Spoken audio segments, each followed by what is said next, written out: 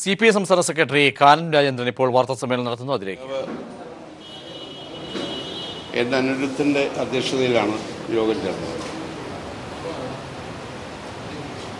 യോഗം ഒരു വർഷം പൂർത്തിയാകുന്ന ഇടതുപക്ഷ ജനാധിപത്യ മുന്നണിയുടെ ഗവൺമെൻറ്റിൻ്റെ പ്രവർത്തനങ്ങൾ ശക്തമായി മുന്നോട്ട് കൊണ്ടുപോകുന്നതിന് എല്ലാ പിന്തുണയും വാഗ്ദാനം ചെയ്തു. LDFിൻ്റെ നേതൃത്വത്തിൽ മെയ് 21 മുതൽ ഒരാഴ്ചക്കാലം സർക്കാരിൻ്റെ ഒന്നാമത് വാർഷികം ആഘോഷിക്കാൻ തീരുമാനിച്ചിട്ടുണ്ട്. ആ വാർഷികാഘോഷ പരിപാടികൾ വിജയിപ്പിക്കാൻ സംസ്ഥാന കൗൺസിൽ പാർട്ടി ഘടകങ്ങളോട് ആഹ്വാനം ചെയ്തു. ഇന്നത്തെ ദേശീയ രാഷ്ട്രീയ സാഹചര്യങ്ങളിൽ ഇടതുപക്ഷ ജനാധിപത്യ മുന്നണി കൂടുതൽ ശക്തമാക്കി, അതിൽ പ്രത്യേകിച്ചും ഇടതുപക്ഷ രാഷ്ട്രീയ കക്ഷികളുടെ ഐക്യം ഏറ്റവും പ്രാധാന്യത്തോടു കൂടിയാണ് CPI കാണുന്നത്. രാജ്യത്ത് വർഗീയത ശക്തമായി കൊണ്ടിരിക്കുമ്പോൾ തകരുന്നത് മതനിരപേക്ഷതയാണ്. ജനാധിപത്യ അവകാശങ്ങളാണ്. ജനാധിപത്യം പൊതുവെയാണ്. അതുകൊണ്ട് മതനിരപേക്ഷതയും ജനാധിപത്യവും സംരക്ഷിക്കാൻ ഏകാധിപത്യത്തിനെതിരായ പോരാട്ടവുമായി മുന്നോട്ട് പോകാനും ഇടതുപക്ഷത്തിന് പ്രത്യേക ചുമതലയുണ്ട് എന്ന് ഞങ്ങൾ തിരിച്ചറിയും. ഞങ്ങളുടെ ദേശീയ കൗൺസിൽ ഡൽഹിയിൽ ചേർന്ന് പാസാക്കിയ രാഷ്ട്രീയ പ്രമേയം അത് പാർട്ടി സ്റ്റേറ്റ് കൗൺസിലിൽ വിശദീകരിച്ചു, ചർച്ചയ്ക്ക് വിധേയമായി. ഞങ്ങളിത് സുതാര്യമായി പരസ്യപ്പെടുത്തിയ ഒരു രേഖയാണ്. അതിന് രഹസ്യമൊന്നുമില്ല. അതുകൊണ്ട് തന്നെ ഈ മാസം 6-ാം തീയതി ഡൽഹിയിൽ വെച്ച് CPIMൻ്റെ പോളിറ്റ് ബ്യൂറോ അംഗങ്ങളുമായും ഈ പ്രമേയത്തിൻ്റെ വിശദാംശങ്ങൾ ഞങ്ങൾ ചർച്ച ചെയ്യുകയുണ്ടായി. 6 പോളിറ്റ് ബ്യൂറോ അംഗങ്ങൾ അതിൽ പങ്കെടുത്തിരുന്നു. 4 നാഷണൽ സെക്രട്ടേറിയറ്റ് അംഗങ്ങൾ CPIയുടെ ഭാഗത്തു നിന്ന് പങ്കെടുത്തു. വീണ്ടും ഈ കഴിഞ്ഞ 20-ാം തീയതി CPIMൻ്റെ കേന്ദ്ര കമ്മിറ്റി യോഗത്തിന് ശേഷം രാജ്യത്തെ പൊതുവിലുള്ള രാഷ്ട്രീയ സാഹചര്യങ്ങൾ ചർച്ച ചെയ്യാൻ വേണ്ടി CPI CPM കേന്ദ്ര നേതൃത്വത്തിൻ്റെ യോഗം ഡൽഹിയിൽ കൂടിയിരുന്നു. ചുരുക്കം പറഞ്ഞാൽ ഇടതുപക്ഷ പാർട്ടികളെ ശക്തിപ്പെടുത്തുന്നതിനും ഇടതുപക്ഷ പാർട്ടികളുടെ ബന്ധം ദൃഢപ്പെടുത്തുന്നതിനും CPIയും CPMും പ്രതിജ്ഞാബദ്ധമാണ്. അതുകൊണ്ട് ആ ധാരണയിലാണ് ഇന്ന് കൂടുതൽ യോജിച്ച രാഷ്ട്രീയ ധാരണയുമായി ലെഫ്റ്റ് മുന്നോട്ട് പോയിക്കൊണ്ടിരിക്കുന്നത്. സ്വാഭാവികമായും ഇടതുപക്ഷത്തിൻ്റെ ആ പൊതു നിലപാടുകളിൽ നിന്ന് വ്യത്യസ്തമായ പാതയിൽ എന്തെങ്കിലും നിലപാടുകളുണ്ടെങ്കിൽ അത് ചൂണ്ടിക്കാണിക്കേണ്ടതും ഞങ്ങളുടെ ചുമതലയാണ് എന്നതുകൊണ്ടാണ് ചില കാര്യങ്ങളെ സംബന്ധിച്ചിടത്തോളം ഞങ്ങൾ അഭിപ്രായ പ്രകടനങ്ങൾ നടത്തിയത്. അത്തരം കാര്യങ്ങൾ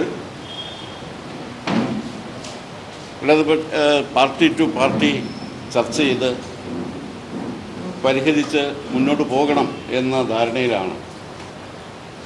അത് കേന്ദ്ര തലത്തിലാണെങ്കിലും സംസ്ഥാന തലത്തിലാണെങ്കിലും ഇരു പാർട്ടികളും എത്തിച്ചേർന്നിട്ടുണ്ട്. പാർട്ടിയുടെ സംസ്ഥാന കൗൺസിൽ ഒരു നിലപാട് സ്വീകരിക്കുന്നത് ഇന്നത്തെ നിങ്ങളുടെ മാധ്യമങ്ങളിലെല്ലാം വന്നിട്ടുള്ളതുപോലെ ഒന്നല്ല, എല്ലാ മാധ്യമങ്ങളിലും ഉണ്ട്. അതുകൊണ്ടാണ് ഞാൻ അത് പറഞ്ഞത്. ഇത് പാർട്ടിയിലെ ഒരു ന്യൂനപക്ഷത്തിൻ്റെ അഭിപ്രായമാണ് ഈ പറയുന്ന അഭിപ്രായങ്ങൾ എന്ന് എഴുതി കണ്ടു. അത് ശരിയല്ല. ഞങ്ങൾ 13-ാം തീയതി പത്രസമ്മേളനം നടത്താൻ തീരുമാനിച്ചത് 21 അംഗങ്ങളുള്ള എക്സിക്യൂട്ടീവിലെ 21 അംഗങ്ങളുടെയും അഭിപ്രായം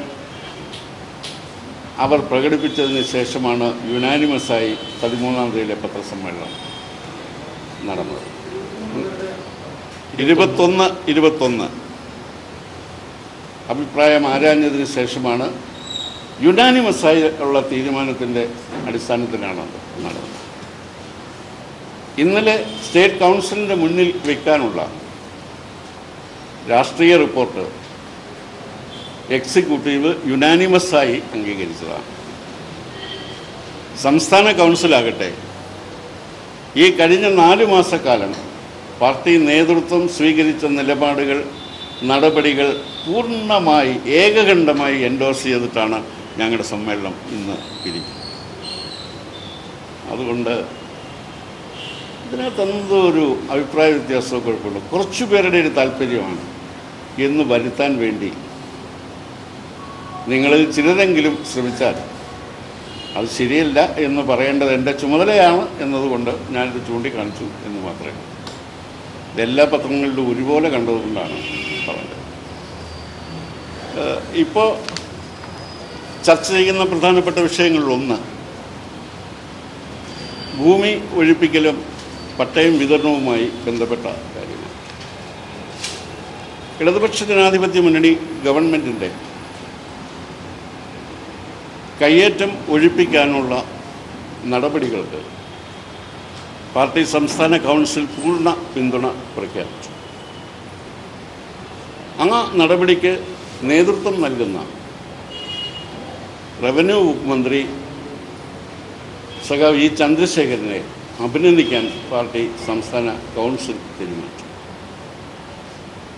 അദ്ദേഹത്തിൻ്റെ നടപടിക്ക് പൂർണ്ണ പിന്തുണ നൽകുകയും വളരെ വേഗം 1/1/77 മുമ്പ് കുടിയേറ്റക്കാർക്ക് ജോയിൻ്റ് വെരിഫിക്കേഷൻ പൂർത്തിയാക്കിയവർക്ക് പട്ടയം വിതരണം ചെയ്യാനുള്ള നടപടി സ്വീകരിക്കണം എന്ന് എക്സിക്യൂട്ടീവ് പാർട്ടി സ്റ്റേറ്റ് കൗൺസിൽ ഗവൺമെൻറ്റിനോട് ആവശ്യപ്പെട്ടു. അത് ഇടുക്കി ജില്ലയിലും മാത്രമല്ല, കേരളത്തിൽ മറ്റെല്ലാ ജില്ലകളിലും ഇപ്പോൾ ലാൻഡ് അസൈൻമെൻറ്റ് കമ്മിറ്റികളെല്ലാം പുനഃസംഘടിപ്പിച്ച് വന്നു കഴിഞ്ഞു.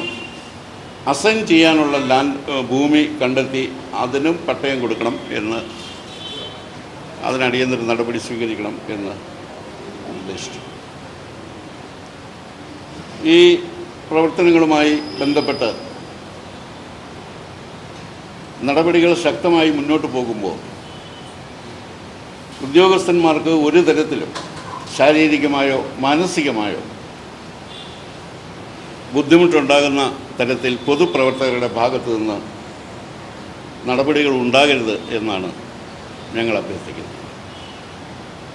നമുക്ക് ഏതെങ്കിലും നിയമത്തിൻ്റെ അടിസ്ഥാനത്തിൽ മാത്രമേ ഈ നടപടികൾ നടത്തിക്കൊണ്ടു പോകാൻ പറ്റും. 1957 കൊണ്ടുവന്ന ലാൻഡ് കൺസർവൻസി ആക്റ്റാണ്. ആ ആക്ടിനിപ്പോൾ 60 വയസ്സ് പൂർത്തിയായി. ആ ആക്ടിൻ്റെ അടിസ്ഥാനത്തിലാണ് ഈ നടപടികൾ സ്വീകരിക്കുന്നത്. ആ ആക്ട് 2007 പിന്നീട് 2010 ഭേദഗതിപ്പെടുത്തി. ഇന്ന് ജയിൽ ശിക്ഷ ഉൾപ്പെടെ ഉള്ള ശിക്ഷകളാണ് ലാൻഡ് കൺസർവൻസി ആക്ട് ലംഘിക്കുന്ന ഒരു കയ്യേറ്റക്കാരന് ഉള്ളത്. അത് നിർവഹിക്കേണ്ട ചുമതല, സ്റ്റാറ്റ്യൂട്ടറി ആയിട്ടുള്ള ചുമതല റവന്യൂവിൻ്റെ ജില്ലയിലെ ഹെഡ് എന്ന് അറിയപ്പെടുന്ന, അല്ലെങ്കിൽ ഡിസ്ട്രിക്ട് കളക്ടർ എന്ന നിലയിൽ ഡിസ്ട്രിക്ട് കളക്ടർ. അതുകൊണ്ട് ഒഴിപ്പിക്കലിൻ്റെ ആ നിയമത്തിൻ്റെ വന്ന ഭേദഗതി അനുസരിച്ച് പിന്നീട് സുപ്രീം കോടതിയിൽ വന്ന വിധിയുടെ അടിസ്ഥാനത്തിൽ മാർക്കണ്ഡേയ ഖഡ്ജുവിൻ്റെ 2011 വിധിയുടെ അടിസ്ഥാനത്തിൽ ഒഴിപ്പിച്ചില്ലെങ്കിൽ ഉദ്യോഗസ്ഥനെതിരെ കേസെടുക്കാമെന്നുള്ള കാര്യം കൂടി അതിനകത്ത് ഉൾപ്പെടുത്തണം. അപ്പോൾ അതിൻ്റെ അടിസ്ഥാനത്തിൽ ലാൻഡ് കൺസർവൻസി ആക്ടിനെ അടിസ്ഥാനപ്പെടുത്തി അനർഹമായ ഈ ആളുകൾ പലരും ഭൂമി കൈവശം വെച്ചുകൊണ്ടിരിക്കുന്നു. സർക്കാർ ഭൂമി കൈവശം വെച്ചുകൊണ്ടിരിക്കുന്ന വൻകിട കയ്യേറ്റങ്ങൾ ഒഴിപ്പിക്കുക എന്നതാണ് LDFിൻ്റെ ആദ്യത്തെ ലക്ഷ്യം. ആ കയ്യേറ്റങ്ങൾ ഒഴിപ്പിക്കാൻ അടിയന്തര നടപടികൾ സ്വീകരിക്കണം. ആ നടപടികൾ സ്വീകരിക്കുമ്പോൾ ഉദ്യോഗസ്ഥന്മാരെ നിയമത്തിൻ്റെ അടിസ്ഥാനത്തിൽ മുന്നോട്ട് വിടുന്നതിന് സർക്കാർ തയ്യാറാകണം എന്നാണ് ഞങ്ങൾ സ്റ്റേറ്റ് കൗൺസിൽ അഭ്യർത്ഥിച്ചത്. ഈ പ്രവർത്തനങ്ങളിൽ മുഖ്യധാര രാഷ്ട്രീയ കക്ഷികളുടെ എല്ലാം പിന്തുണയുണ്ടാകണം. പലപ്പോഴും ഈ നിയമത്തിൻ്റെ അപര്യാപ്തത നമുക്ക് ബോധ്യപ്പെട്ടിട്ടുള്ള അനുഭവങ്ങൾ ധാരാളമുണ്ട്. അതുകൊണ്ട് ഭൂമി കയ്യേറ്റം ചെയ്യുന്നതിന് കൂടുതൽ ശിക്ഷയും അതേപോലെ തന്നെ ആ കേസുകൾ കൈകാര്യം ചെയ്യാൻ പ്രത്യേക കോടതിയും അല്ലെങ്കിൽ ട്രൈബ്യൂണലും എല്ലാം അടങ്ങുന്ന കൂടുതൽ അധികാരമുള്ള ഒരു നിയമത്തെക്കുറിച്ച് ആലോചിക്കണം. അതിനാവശ്യമായിട്ടുള്ള നടപടികൾ ആന്ധ്രാപ്രദേശിലെ പോലെയുള്ള ഒരു നിയമത്തെ സംബന്ധിച്ചിടത്തോളം ആലോചിക്കണം. ആൻറ്റി ലാൻഡ് ഗ്രാബ്, അതാണ് ആ നിയമത്തിന് അവർ കൊടുത്തിട്ടുള്ള അത്. അത്തരമൊരു നിയമം കേരളത്തിൻ്റെ സാഹചര്യത്തിൽ എങ്ങനെ ശക്തമായ നിയമം കൊണ്ടുവരാൻ കഴിയും എന്നതിനെക്കുറിച്ച് ആലോചിക്കണം എന്നാണ് സംസ്ഥാന കൗൺസിൽ ഗവൺമെൻറ്റിനോടും LDFിനോടും ആവശ്യപ്പെടുന്നത്. ഈ കാര്യങ്ങളാണ് പൊതുവിൽ പറയാനുള്ളത്.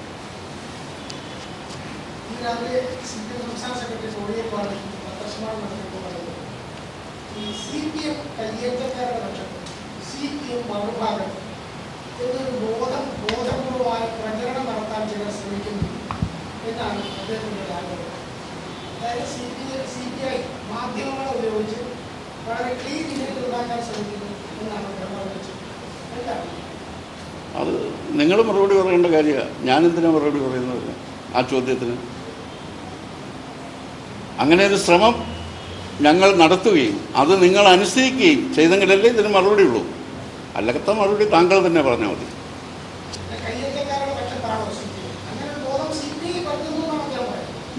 എന്ന് അദ്ദേഹം പറഞ്ഞതായിട്ട് ഞാൻ അദ്ദേഹത്തിൻ്റെ പത്രസമ്മേളനം മുഴുവൻ കേട്ടിരുന്നു. അതിനകത്ത് എങ്ങനെ പറഞ്ഞതായിട്ടില്ല. അതുകൊണ്ട് അദ്ദേഹം ഇത് പറഞ്ഞു, അതുകൊണ്ട് അതിനെങ്ങനെ പ്രതികരിക്കണം? അത് നമ്മളൊന്നും വേണോ?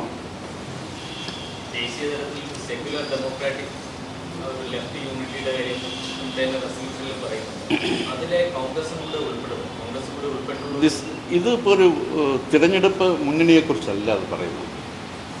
ഒരു വർഗീയതയ്ക്കെതിരെ, ഫാസിസത്തിനെതിരെ ഒരു wider platform, secular democratic left ആയിട്ടുള്ള എല്ലാ ചിന്താഗതിക്കാരുടെയും ഒരു വലിയ പ്ലാറ്റ്ഫോം വേണം, വിപുലമായൊരു പ്ലാറ്റ്ഫോം വേണം. എങ്കിലേ ഇടതുപക്ഷത്തിന് മാത്രം ഇതിനെ തടഞ്ഞു നിർത്താൻ സാധിക്കില്ല. അത് ഞങ്ങൾ യാഥാർത്ഥ്യബോധത്തോടു കൂടി പറയുന്നു. അതിനൊരു വൈഡറായിട്ടുള്ള ഒരു വേദി വേണം.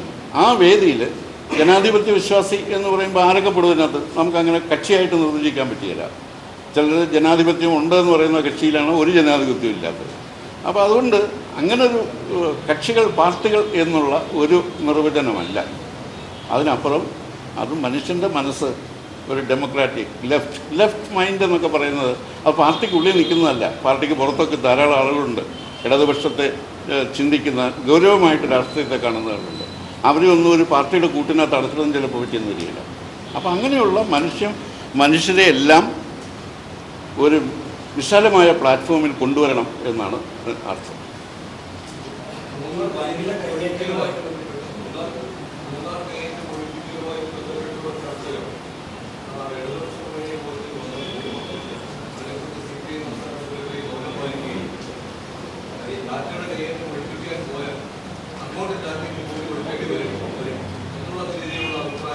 താങ്കൾ അവിടെ ഉണ്ടായിരുന്നോ? തോന്നുന്നല്ലോ.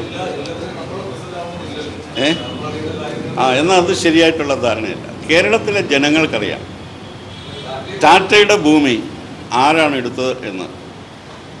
കേരള നിയമസഭയുടെ കേരളത്തിൻ്റെ രാഷ്ട്രീയ ചരിത്രം താങ്കൾ പരിശോധിക്കുമെങ്കിൽ ടാറ്റയുടെ ഭൂമി എടുത്ത ആരാ? ടാറ്റയുടെ ഭൂമി എടുത്തത് 1,37,000 ഏക്കർ ഭൂമി രണ്ടാം കേരള നിയമസഭയുടെ 2ാം സമ്മേളനത്തിൽ ഒരു നിയമമൂലം ഏറ്റെടുത്തത് സഖാവ് അച്യുത മേനോൻ്റെ ഗവൺമെൻറ്റാണ്. ആ ഗവൺമെൻറ്റിലെ റവന്യൂ മന്ത്രിയായിരുന്ന അന്തരിച്ച ബേബി ജോൺ സാറാണ് ആ നിയമം അവതരിപ്പിച്ചത്. ആ നിയമം അവതരിപ്പിച്ചുകൊണ്ട് 1,37,000 ഏക്കർ ഭൂമി 1 രൂപ നഷ്ടപരിഹാരം കൊടുക്കാതെ ടാറ്റയുടെ കയ്യിൽ നിന്ന് ഏറ്റെടുത്തു ആ ഗവൺമെൻറ് 1971.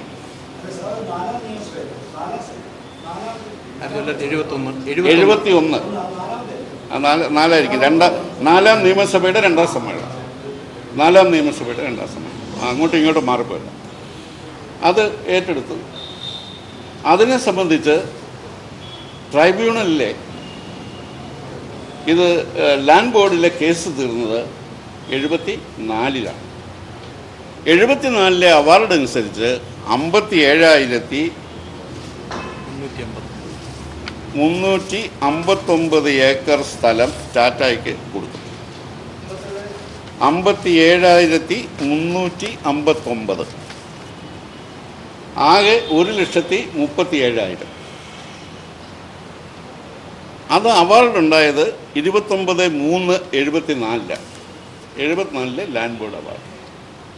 അത് കേസുകൾ കോടതി കയറി സുപ്രീം കോടതി വരെ അംഗീകരിച്ച് ഈ ബില്ലിന് അംഗീകാരം കിട്ടിയത് 78-ലാണ്.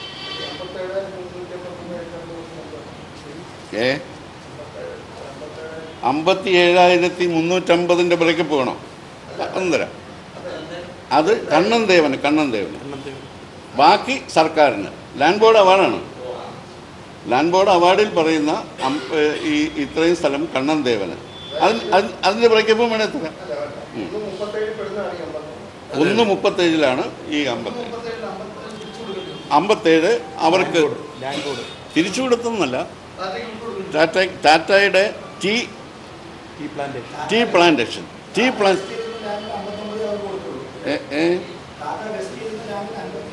57 കൊടുത്തുള്ളൂ. 57 കൊടുത്തു. ബാക്കി ഗവൺമെൻറ്റിലെടുത്തു. ഇന്ന് ആ ഭൂമി നമ്മൾ ഫോറസ്റ്റ് ആയിട്ട് മാറ്റി കുറേ. അതിൻ്റെയും ബ്രേക്കപ്പ് വേണേ തരാം. ഇതൊക്കെ അക്കാഡമിക് ഇൻട്രസ്റ്റ് ഉള്ളവർക്ക് മാത്രമേ താല്പര്യം കാണുള്ളൂ. അതിനകത്താണ് ഇരവികുളം നാഷണൽ പാർക്ക് എന്നുള്ളത്. അതിനകത്ത് ഇൻഡോസിസ് മാട്ടുപ്പെട്ടിയുള്ളത് അതിനകത്താണ്. ഇതൊക്കെ കേരളത്തിൻ്റെ പഴയ ചരിത്രമാണ്. ഇതൊക്കെ ചെയ്തത് ഇതിൻ്റെ മുഖ്യമന്ത്രിയും ഒരു പ്രാവശ്യം ബേബി ജോൺ സാർ റവന്യൂ മന്ത്രിയും പിന്നീടൊക്കെ CPI മന്ത്രിമാരുമാണ്. അന്നും 71-ലും കണ്ണൻ ദേവനിലെ ഏറ്റവും വലിയ ട്രേഡ് യൂണിയൻ AITUC ആണ്. ഇന്നും AITUC ആണ്. അതുകൊണ്ട് ടാറ്റയ്ക്ക് പ്രത്യേകിച്ചൊരു സ്നേഹം ഉണ്ട് എന്ന് പറഞ്ഞാൽ സംസ്ഥാനത്തിൻ്റെ നിയമസഭയുടെയും നിയമനിർമ്മാണത്തിൻ്റെയും ചരിത്രം പരിശോധിച്ചാൽ അത് കാണിക്കാൻ പറ്റത്തില്ല.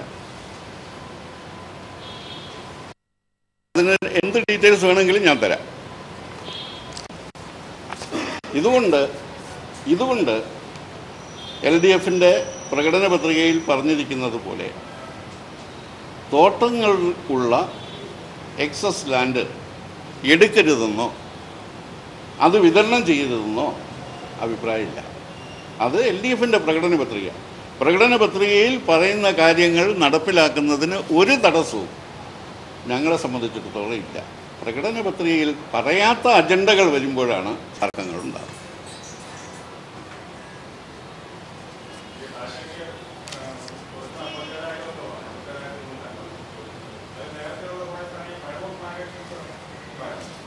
അത് പറയാമല്ലോ. അതും പറഞ്ഞുതരാം. 23,239.6 acre plantation area under fuel, അതാണ് താങ്കൾ പറഞ്ഞത്. 16,898.91 ഇങ്ങനെ പോകുന്നു ആ 57-ൻ്റെ ബ്രേക്കപ്പ്. ഈ ഫ്യൂവലിനുള്ളതും പ്ലാന്റേഷനുള്ളതും ഒക്കെ അതാണ് അവർ ട്രൈബ്യൂണലിൻ്റെ കേസ് പറഞ്ഞ് പ്ലാന്റേഷന് ആവശ്യമാണ് ഫ്യൂവൽ. കാനം രാജേന്ദ്രൻ മാധ്യമങ്ങളോട് സംസാരിക്കുകയായിരുന്നു.